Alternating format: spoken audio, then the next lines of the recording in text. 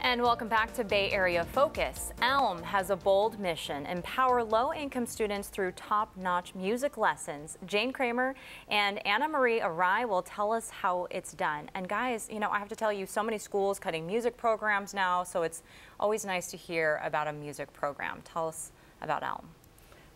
Yes. Well, I started Elm about 7 years ago with 15 students playing the recorder, and now it's grown to over 85 students studying very intensively music after school and in the summers and also on Saturdays. Wow. And the goal is much, much more than music. It's really to empower students and to change their lives through intensive music study and also ensembles. You know, when you started this program, it was just a pilot program. Now you have almost 100 students. Did you think it was going to get to this, and why do you think it's grown so much? No, I didn't think it would get to this. I did it, it's grown because I've fallen in love with what I'm doing, and I've continued to grow it with getting phenomenal teachers from conservatories and from around the Bay Area. And also it's become connected now to a more international program called El Sistema. And El Sistema is a program that started in Venezuela 40 years ago, dedicated to transforming lives of students through music.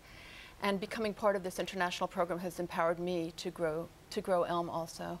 And one of your instructors sitting next to you, Annamarie, right? And what do you teach students, Annamarie? So I teach beginning violin to third graders. And then I also help out with the intermediate 4th and 5th grade violin class as well. Third graders. Is that difficult to teach third graders? I mean, you started playing the violin when you were little, right? Yeah.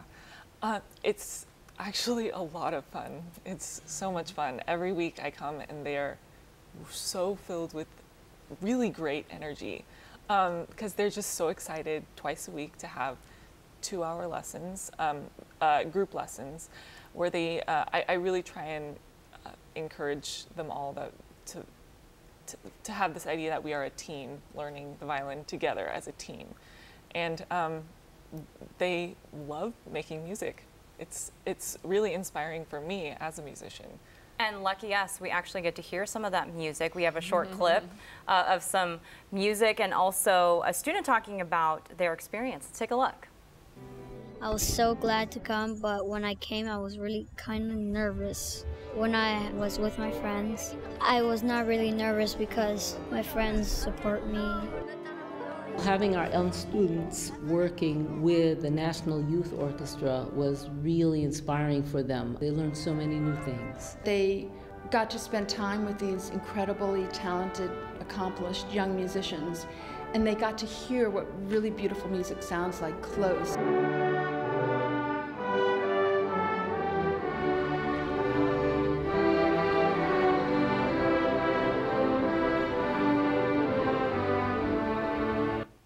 It looks like it can be intimidating to be on the big stage there, but do you have to be musically talented to be part of the program? No, we don't take students at all based on their talent, just purely on their interest. And again, it's much more than just the music. We're really looking to help students become better citizens, more disciplined, creative thinkers, and indeed their parents are reporting much more commitment, much closer connections with their families.